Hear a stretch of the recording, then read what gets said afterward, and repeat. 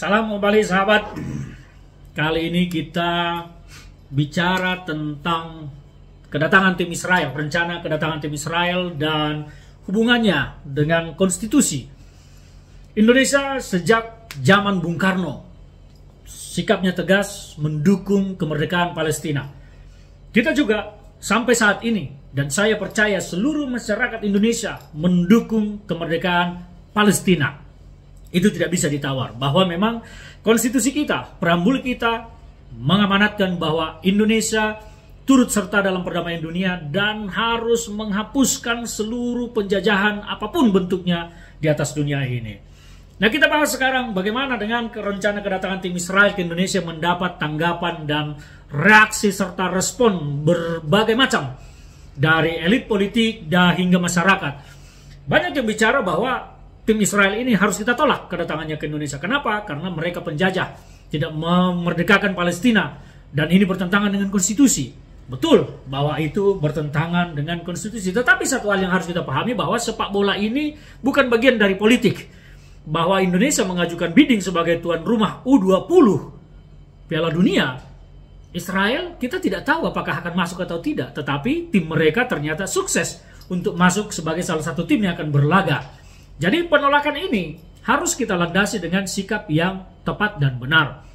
Menerima kedatangan tim Israel bukan berarti kita mendukung Israel, apalagi menjadi negara yang tidak menyetujui kemerdekaan Palestina. Tidak demikian maknanya. Menerima tim Israel untuk bertanding dalam sepak bola itu murni sebagai olahraga dan profesionalisme kita sebagai negara penyelenggara. Jangan juga nanti sampai kita dicap tidak profesional dalam menyelenggarakan Piala Dunia ini yang ujung-ujungnya akan mendapatkan sanksi dari FIFA.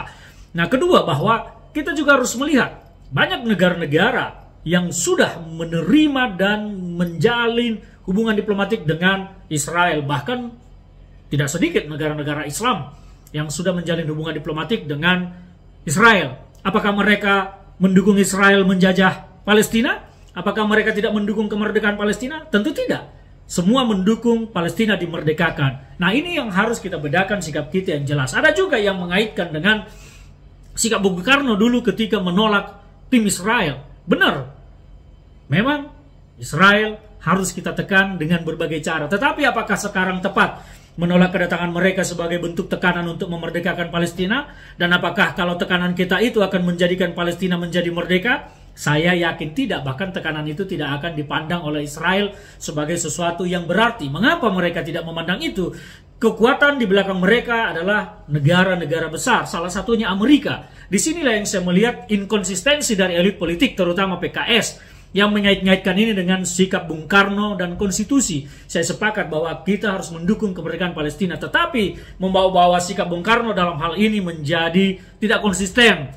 Tidak konsistennya di mana? Konstitusi kita memang mengamanatkan penjajahan harus dihapuskan, dan Bung Karno melakukan itu. Kita harus dukung. Dan pada zaman itu tekanan seperti ini masih sangat berarti. Beda dengan sekarang bahwa tekanan itu tak akan berarti. Oke lah, kalau memang mau mengikuti Bung Karno, pertanyaan saya kepada PKS dan semua pihak yang membawa nama Bung Karno terkait penolakan ini. Mengapa juga sikap Bung Karno yang menginginkan Presiden Indonesia adalah orang Indonesia asli dan dimasukkan di dalam konstitusi 1945 tidak didukung secara konsisten? Nah, ini aneh. Yang kedua, konstitusi kita juga mengatur kebebasan beribadah dan beragama di negara ini.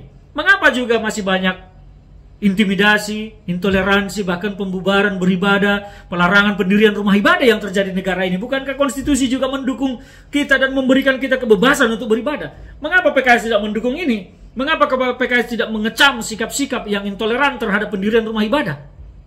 Jadi kalau mau bicara konstitusi, konsistenlah dengan konstitusi. Kalau mau bicara aturan dan hukum, konsistenlah bicara dengan aturan dan hukum. Kalau mau hanya sekedar mau mempolitisasi kedatangan tim Israel ini, ya memang itu akan mendapat tanggapan beragam. Banyak yang menerima, banyak juga yang tidak menerima.